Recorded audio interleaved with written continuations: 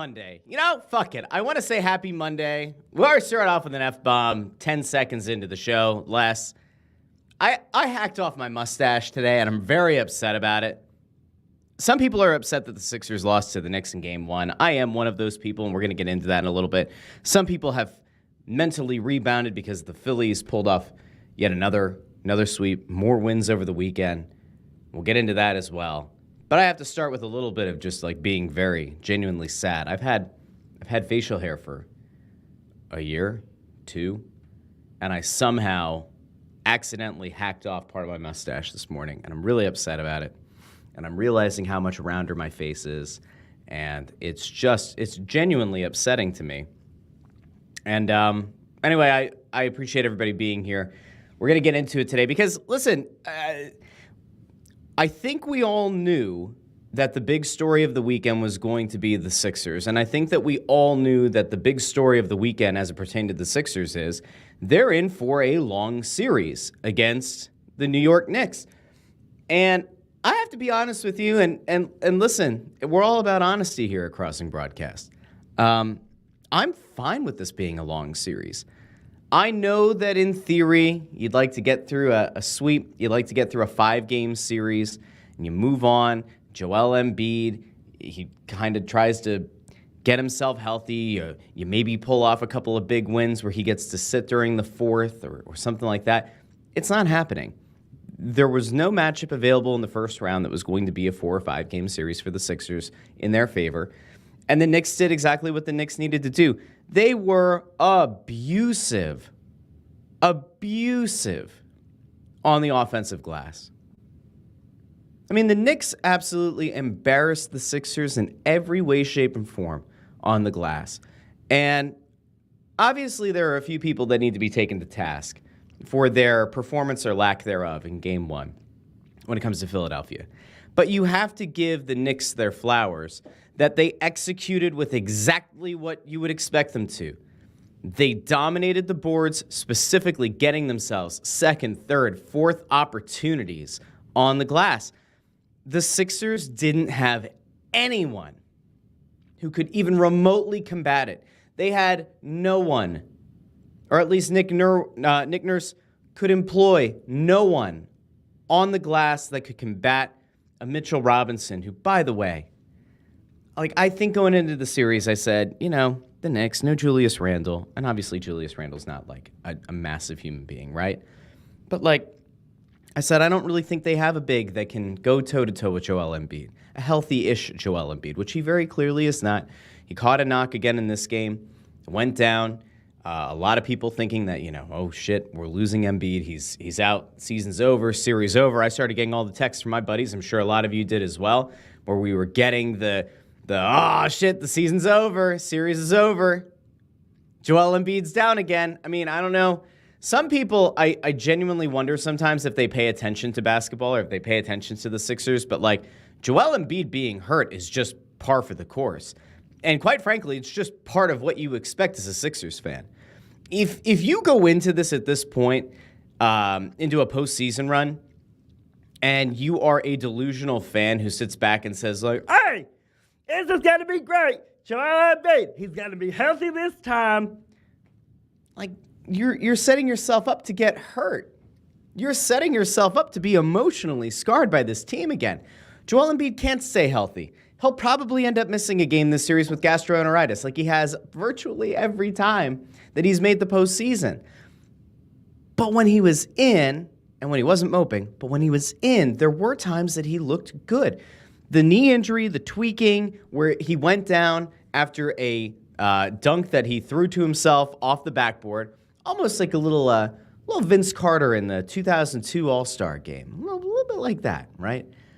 I think Karl Anthony Towns also has started to work this into his game. And Craig's going to pull up the video here, and we don't care about monetizing this show today. So, Craig, running off of that Jersey internet, there we go. Now it's a little bit smoother. There it is. He throws it off the backboard to himself, jam, and you're like, oh yeah, there it is, baby. And then what happens? Joel Embiid goes down. Do you remember the dunk against it was Toronto, right? Where he did the windmill dunk and he came down a few years ago. And you're like, this is just tempting the fates. That play Shouldn't be tempting the fates. Shouldn't really matter. But as soon as it happens, you just go, something bad's going to happen. And it did. And Embiid got hurt. And to his credit, he came back in. He gutted it out. He did exactly what your franchise center is supposed to do. But at the same time, like, he doesn't look like himself. And I would even go so far as to say he looks like 60%. He's definitely not 80. You want to say 70 on a good night, maybe. But after tweaking the knee, looked like 60% Joel Embiid. And can you win and think, like, if you're the Sixers, right, and you've got a 60% Joel Embiid, do you have a legitimate chance of winning the series? Yes, you do. And I see here Chevy, and maybe Chevy's getting the wrong read here on where I'm at. We haven't gotten all the way into it yet. But Chevy said, I don't understand how anyone can who watched that game came away thinking the Sixers aren't right in that series. They are. But so much of it is predicated on Joel Embiid. And the reason is something else that we're about to get into here. The rest of the team, whoever the fuck those guys are, whoever some of those guys are supposed to be, because they had no show after no show after no show up and down the lineup. Now, Tyrese Maxey, fantastic. Tyrese Maxey looked every bit like the guy who's fearless around the rim, who finishes the best at the rim for a guard since Allen Iverson. Looked every bit like that guy. And even had a couple of moments later in that game where he stepped into a three in rhythm, pulled the trigger, nailed it, got the Sixers back in. I need more of that from Tyrese Maxey. We talked about this a week or two ago, but like, when the game is on the line, who do you lean on if you're the Philadelphia 76ers? Do you go to Joel Embiid, who's the reigning MVP, but is hobbled? Or do you go to Tyrese Maxey? And I said every time, and twice on Sunday, I want Tyrese Maxey to have the last shot in the game. I want Tyrese Maxey with the ball in his hands because he's a more dynamic player. He can pull up from beyond the arc. He can get himself into a mid-range J. He can get himself to the rim. And if your thought is, oh, well, you get it to Joel because maybe he can draw a foul, so can Maxey. Maxey driving with reckless abandon can absolutely get himself to the line and potentially even finish the play. Okay? So all of this is to say, I think that they are still in this thing. Mitchell Robinson isn't going to have the same kind of game that he did in Game 1 throughout a 7-game series. And to be clear, I think this very well could go the distance. And like I said at the start, I don't think that there's anything particularly wrong with that. I really don't. And I think that if you're the Sixers, while you would like to get through it quickly and get Joel some rest, there's something about learning how to win as a team in the postseason. And I think that that'll be really big for this team. I think it can help to kind of help them mesh, help them gel a little bit better, figure out how to win in the playoffs.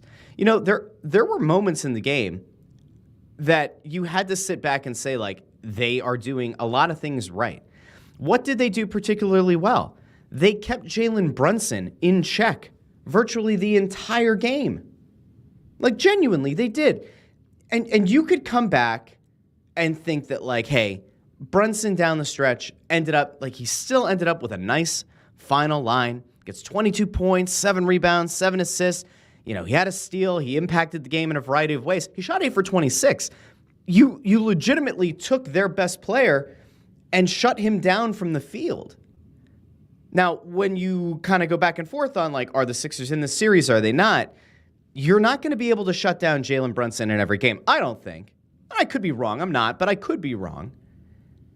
And if you're able to do this to Jalen Brunson, say, 2 or 3 times in the series, well, then you're going to put yourself in a really good position to win it.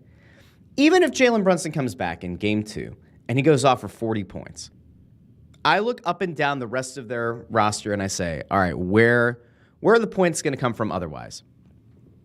Is Josh Hart going to shoot 4 for 8 from three-point range? No, I don't think so. Is McBride going to put up 21 points? By the way, his plus-minus 37. Plus 37 for McBride. Like, let's get real. Like, that's not going to happen again. Bogdanovich was fine. Efficient, shot 50% from downtown.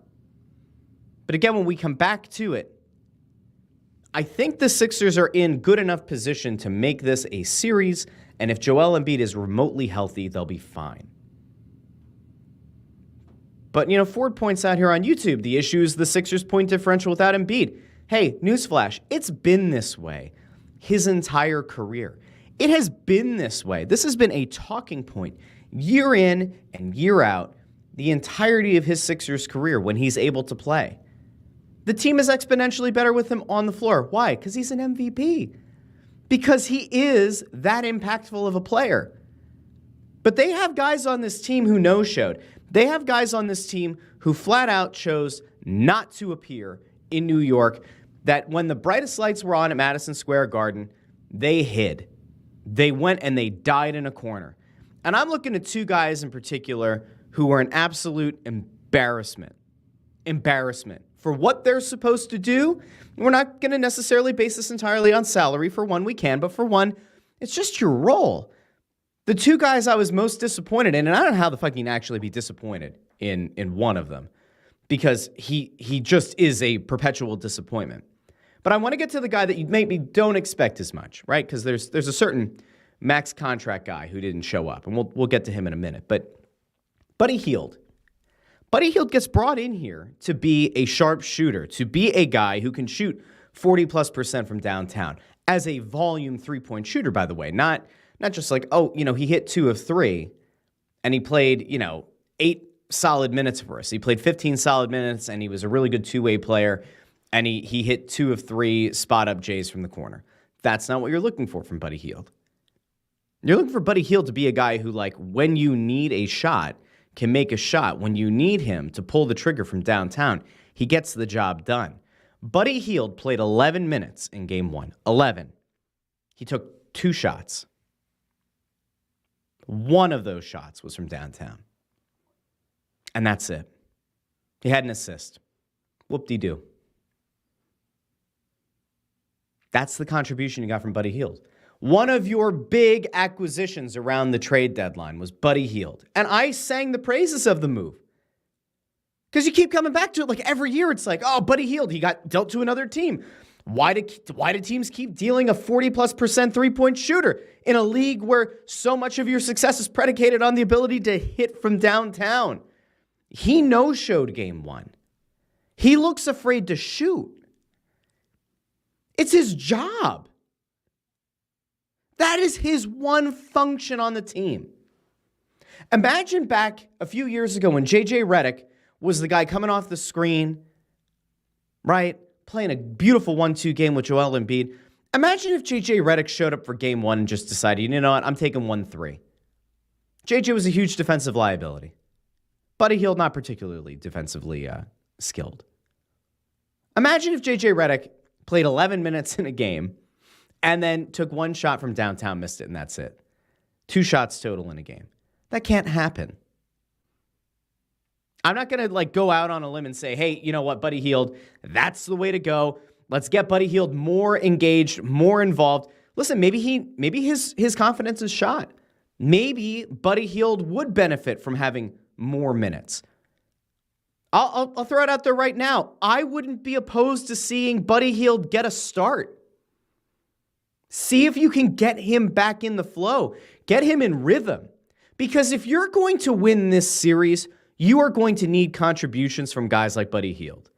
You cannot win this series with Joel Embiid, Tyrese Maxey alone, and then, Kelly Oubre playing well enough and Kyle Lowry turning back the clock. You can't win a series like that. You certainly won't go deep in the playoffs with that. You need guys like Buddy Hield to show up and to play big minutes and to hit big shots. Chevy asks over on YouTube, are you really drawing up offensive plays for Buddy? Maybe a couple early. Figure it out. Joel's going to get his shots. Maxey's going to create his own shots. Sometimes, you do sacrifice a couple of possessions to try to get a guy an advantageous shot. You really do. Sometimes it's worth it. And in this case, again, I think Buddy Hield has the ability to drop 15 a game, to give you a couple 20-point games just because he shoots so efficiently. Yeah. I'm not opposed to it. Listen, shoot the messenger, I guess. But Joel Embiid down the stretch in that game, I could make a case that in the fourth quarter, the last 6 minutes or so of the fourth quarter, Joel Embiid just chucking shit up that like was hitting front rim where he had no legs under him. Like, those are wasted possessions. Oh, but Russ, he's the leading scorer. He's the reigning MVP. Great. That's not the game. Joel Embiid doesn't look like himself. He shouldn't be taking those shots down the stretch. If every shot is coming up short and the guy doesn't have the legs, yes, he needs to be in there because the gravity is important. His ability to pull and to separate defenses is critical, vitally critical. It creates space on the court. I'm not advocating for removing Joel Embiid late in games. But I am saying that, like, yeah, in theory, if you had a Buddy Hield early in the game feeling a little bit better about himself, and you could put him in the fourth to hit a couple of big shots, it would be great. They went back to Nick Batum a little bit. Nick Batum played 26 minutes. 1 for 4 from downtown. Nick Batum gives you a lot on both sides. But like I think we saw what the peak Nick Batum game was against Miami. You can't expect that to happen again. You can maybe expect him to hit a couple more shots. I'm not going to put this on Nick Batum. Can we make the argument that maybe a Paul Reed should have played more minutes than 11 because he's better on the glass than the max contract guy we're about to excoriate here on the show? Maybe. I could maybe make the case, although there are times where Paul Reed doesn't look like he's ready to meet the moment. I did see, I don't know where it's at now, Craig. Somebody said earlier in the chat, I believe, like, give Ricky Council some minutes. I don't think they're going to. They played 9 guys. They limited the rotation to 9 players. Do I think Ricky Council is going to see a lot of minutes in game 2? I don't. No, I don't. I don't see that at all. Listen, we got to give the flowers. I talked about it before. Got to give flowers in this one. Kyle Lowry, 39 minutes. 5 of 9 from the field, 4 of 7 from downtown. Making good veteran plays. He's a total pain in the ass to play against. You can tell that he gets under the Knicks' skin. He gets under everybody's skin. I know that the maestro Kyle Scott is probably out there like having himself like a little bit of a bonfire, a little celebration of sorts for Kyle Lowry. But like, Lowry played a good game. Can't be upset with him. Kelly Oubre had a good enough game. Do you maybe want to see him get a few more shots? Maybe. Sure. That's where the offensive glass comes into play. So we're getting your asses absolutely handed to you on the O glass is a problem. They didn't create enough second chance opportunities. And if you do, maybe you do get a Kelly Oubre a few more shots. But listen, this all comes back to one guy. And it's not Joel Embiid. Okay? Because as I said before, Joel Embiid was already coming into the series wounded. Joel Embiid tweaked his knee in the game. Came back and gutted it out. Right? This isn't on Joel Embiid. Shot selection in the fourth quarter, coming up short on a bunch of shots, and the team deferring to him in those moments. Not ideal. That's more of a tactical decision and problem. But the guy that this falls on is Tobias Harris. And there's no sugarcoating it. And that Jimmy Smith account, the definite Tobias Harris family burner. Jimmy Smith's, I believe, went private too. So we can't even see if Jimmy was out there putting things into the ether around the game. But Tobias Harris makes $39 million. 39. 3-9.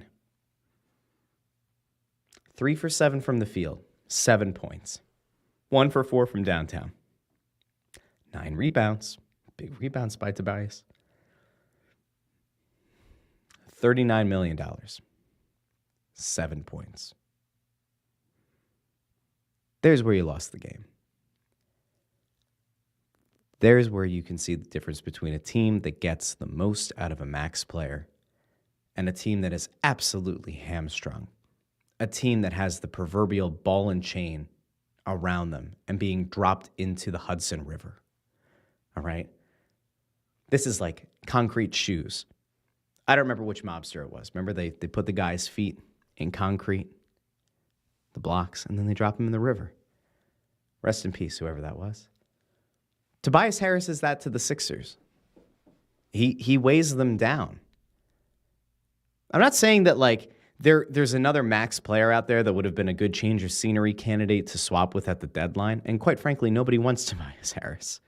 All right. The rumors out there, oh, well, the Pistons want Detroit, or the Pistons want Tobias Harris. Great. Take him, please. Please, in the offseason, take him. End our national nightmare.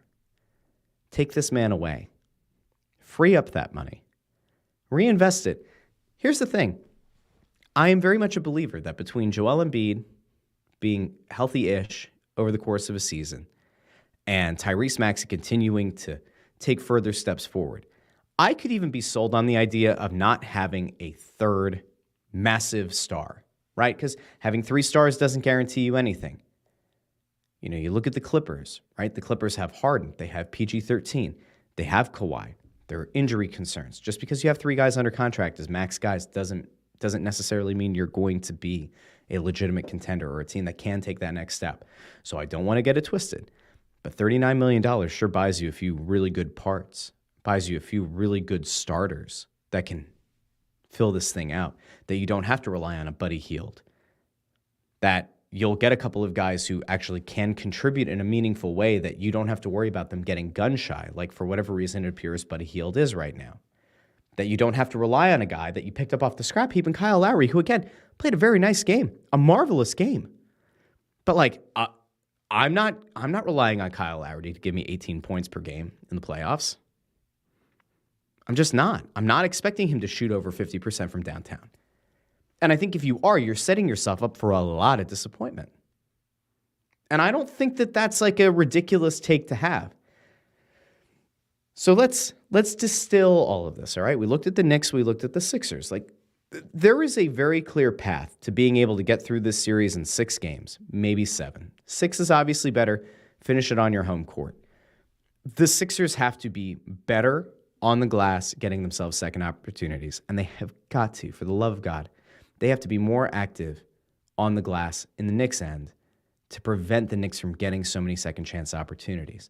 In a series that could be determined by 1 or 2 possessions, continuously giving the Knicks more and more opportunities to find rhythm and to get shots, it will burn you.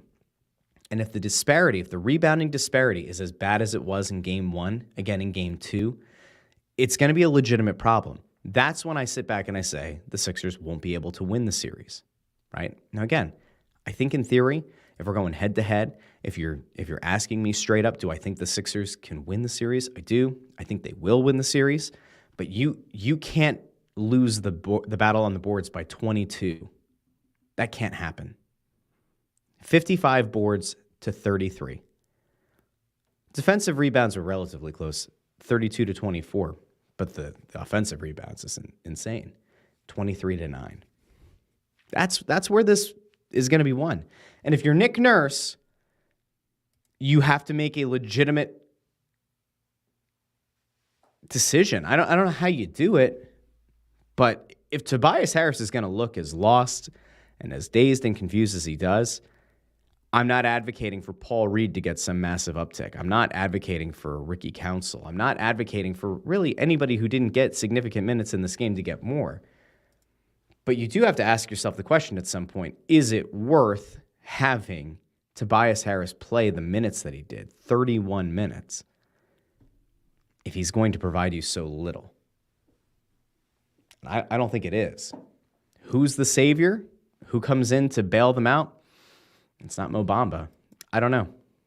I really don't. I see a lot of people kind of weighing in here. Craig. Craig. You betray me. You betray me. I need to know what game that was from. February 8th, 2019. Who did the Sixers play? That must have been right after the trade. When he was like the 4th option, right? Wasn't that after they had Jimmy? I think. Maybe. Craig will find it. But that was a Craig bomb. Again, that was 5 years ago, guys. Like, let's be real here. It's 5 years ago. Let's see. Tobias scores 25, even though Jimmy takes more shots. There's a scenario where Jimmy goes bonkers like T.O. and Jerry Rice's final game for the Niners. Yeah, sounds about right. Tobias, when they first got him, was fine. He got the new contract and he fell apart. Wow, look at all of this. Time to trade Tobias's negotiating rights and a pick to New Orleans for Drew Holiday. So see, I wised up within 3 months. So that means I've been consistent about Tobias Harris for 5 years. I had a very little window there when they first got him that I thought, hey, this guy actually has some good skills. This guy can hit some shots from downtown. This guy can rebound pretty well. He's got decent enough court vision. It's all fallen apart. It took me 3 months to wise up. And I've been on the same corner for the last 5 years. So, Ford, to quote Jay-Z, can kiss my whole asshole. You don't like my lyrics, you can press fast forward. Anyway, I think the Sixers are going to win. I do. But I think it's going to go 6 or 7. And if you don't have the stomach for it, if you are scared of the Knicks, go get a dog. Let's turn the page. There was a report that came out that Howie Roseman is looking to trade up in the draft. And I'm not going to spend a lot of time on it because I have not done any research into the draft. I genuinely don't care who the Eagles go after. The Eagles don't particularly draft well. That's not Howie's game. It has not been Howie's game. There are a lot of questionable-ish picks. There are some picks that people got very excited about who haven't contributed in a truly meaningful way to this team. If Howie wants to trade up because they have an extra second, it's totally fine. I hope that whatever they go after is a position of legitimate need. I hope that they're not going to trade up for a skill position. And I will say once again, and I think I said this last week, if there is any thought to trading A.J. Brown, they need to kill that thought. And if by some horrible thought, the Eagles decided that they were going to trade A.J. Brown and then try to trade up to draft a receiver, absolutely not. No. If they want to go back and they want to play in the trenches again, they want to go take a lineman on either side of the ball, fine, I guess. You want to go after a linebacker? Is there a good linebacker in this draft? I don't know. I haven't looked. Go get a legitimate cornerback in the first round? I'm fine with that. Very clearly, you're going to need one or two or three. So if Howie wants to trade up, by all means, have at it, fellow. Live your best life. I can't imagine that there's anybody who's watching the show right now who would advocate for them staying put or trading down. I'm guessing this came from crossingboard.com. Craig says, if Roseman wants a cornerback at number 22, as many around the league believe he could, he might have to move up again. Per sources, he's already been calling around, gauging what a trade-up might look like to be prepared for what has become a near-annual tradition, him trading up. It's also worth noting that Roseman, who's been Phillies GM since 2010, has never drafted a corner, tight end, running back, or safety in round number 1. Good pull, Craig. Well done. You've redeemed yourself. You handsome bastard. Got him to smile on the other side of the glass. Last thing I want to get to. It's not a long show today because I have to come back here on Thursday. Kinker's out again. And I will carry the show in the best way I know how. The Phillies have started to pull their collective heads out of their keisters. We now have back-to-back sweeps. They embarrassed the White Sox. They had multiple games with a no-hitter that went relatively deep in the game. And that included Friday night. Friday night I was at that game, the Turnbull game. My wife's school choir did the national anthem, so that was pretty cool. Our kids had a blast at the game. The Phillies embarrassed the White Sox 3 consecutive games. You had a no-hitter that went, 7 1/3, I believe, with Zach Wheeler. The bats are coming around. Now, in fairness, the White Sox are a Double-A team masquerading as a Major League Baseball team. But if you've been waiting for the Phillies to come around, they've at least done it against teams that they need to do it against. So it's 6 straight wins for the Phils, sweep of the Rockies, a dominant sweep against the White Sox. And now you have to start kind of taking a better look at, I guess, what's to come. They've got the Reds coming up next. The Reds are over 500, 12-9. Then they've got the Padres after that. The Padres are having a decent enough season in the NL West, sitting at 500. The Phillies' rotation has been absolutely sensational. And I know that last week when this came up, it was, hey, it's not sustainable, and I'm going to stick to it. I do feel like the rotation is going to be something that, like, if it can carry them right now until the bats heat up, and bats, again, they heated up a bit against Chicago. If the pitching can give them a chance to win every night, they're going to be A-okay. They're going to be totally fine. But you can't expect them to all go out pitching like they're Cy Young candidates, right? That won't work. That doesn't work. So if you're a Phillies fan and you expect to see the Phillies maintain the kind of pacing that they have to this point in the year, you will ultimately be sorely disappointed. However, there are positives that you can take away. The bats heating up is obviously the big takeaway from the weekend. And seeing the lineup kind of get themselves back into some sort of flow has to make you feel at least a little bit better about their chances of doing some significant damage here down over the next month or so. I do still worry about Nick Castellanos, as I'm sure a lot of people do. In that game on Friday, the funny thing was, there were a bunch of times where he was taking some swings. He was making decent enough contact. He hit a couple out to the warning track, but he still doesn't look totally like himself. I guess, look, if we have to maybe call an early season MVP at the plate, we're probably looking at Brandon Marsh, right? Marsh was a guy that to some extent they were thinking about potentially platooning, and he's played really well this year. He's slugging .561. He's hitting over .280 on the season. Like, he's having a good enough year. But let's go back to the rotation for a second. Let's get it back to the rotation and just kind of try to put into perspective just how good they were.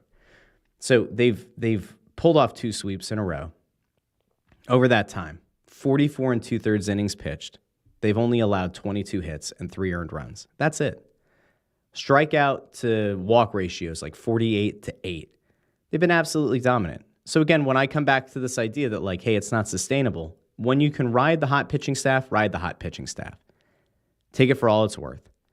And we'll see here over the next few games, what they're going to do. I think the one thing that's kind of looming out there for them is that Taijuan Walker is going to be coming back.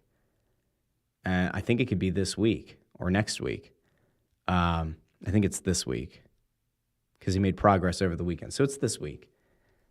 If Taijuan Walker comes back, I cannot fathom a scenario where you want Taijuan Walker back in this rotation, right? Everything's going so well. I don't know where he goes. I genuinely have no idea. I know it was a lot of money they gave him and that you can't just relegate him to the bullpen. But given how everything's gone so far, I don't want Taijuan Walker back in the rotation. Rock with what you got so far. It's brought you here. It's gotten you this far. 2 sweeps in a row against inferior teams. Why not? I think it's totally fine. Let's all get excited. Right? Maybe? Anybody excited? I see BW saying Mrs. Moniac every day. Why? Just why? Why? We can also take a moment here to acknowledge that Trey Turner is, well, as you would expect, is an absolute monster on the base paths. And he's now stolen, I believe it's 40 consecutive bases going back to last year. I know that we joked 2 weeks ago, do we have to do another standing ovation for Trey Turner? But no, the answer is no. Trey Turner is starting to look like himself. We can all feel a little bit better about it. And I think I'm ready to roll out for today. I think I'm going to try to we'll see who it is on Thursday. There will be somebody here on Thursday. It might be somebody fun, or I might just flip the camera to Craig. I will tell you that tonight, one good thing that's going, and it's very positive, is tonight, Snow The Goalie, the Snow The Goalie crew, we're going to be doing a show that came up at the last possible minute. Just when I thought I was out, they pulled me back in. Snow The Goalie, we're going to be doing a show from a fantasy draft. It's an NHL playoffs fantasy draft. Let me see if I can find the details, because I don't even know if it's open to the public or who's supposed to go, but we'll have it going on all the Snow The Goalie channels tonight. but it's at, I think it's Brooklyn Bowl in Fishtown. So we've got that coming tonight. I think we're going to start the show around 5:45. I think. Maybe. Sounds about right. We'll be looking for people to help us draft. There you go. Bundy. Snow the Goalie, we're going to hit the road tonight. And it's the Snyder Hockey Fantasy Draft. And we're going to do a watch party for the playoffs. So it'll be down at Brooklyn Bowl in Fishtown. And we're going to be soliciting the advice and the help of our Snow the Goalie listeners and Crossing Broad readers and all that. And so if you're listening to the show or you're watching the show live and you want to come support, I think I don't actually know if it's open to the public. It might be. And if not, just stand outside and yell and cheer or something. But follow Snow the Goalie over on YouTube, on Facebook, on Twitter, wherever you get your podcasts. We'll have that show going live as well. We'll offer some thoughts up on the end of the Flyers, not the Flyers season, because we talked about it when it fell apart, but we'll offer up some thoughts on the comments of Danny Briere and John Tortorella at the end of the year. Interesting that Torts doesn't do exit interviews. There's a whole big thing that came out of that, but some thoughts on next year and what that could look like. So we'll have a little bit of that, a little bit of talk about the playoffs. The one thing that I guess I would like to just touch on here really quickly before we can go is the playoffs this weekend in the NBA and the NHL. Was anybody really that entertained this weekend? There were a lot of blowouts. There were a lot of lopsided games. Boston, absolutely embarrassed Miami. We knew that it was going to happen without Jimmy Butler. But they pull off a 20-point win that was never really in doubt. Clippers blew out the Mavericks. The Bucks destroyed the Pacers. It was a weekend where home teams went undefeated, or at least a Sunday where home teams went undefeated. The NBA playoffs, as much as I love them, we need a little bit of intrigue, and maybe the Sixers can get it started tonight. Maybe they can be the first team to pick up a win on the road. Maybe. Hopefully. I want a little bit of intrigue. I ultimately like to see the best teams in the league go head-to-head, but at least let's take a slightly interesting path getting there.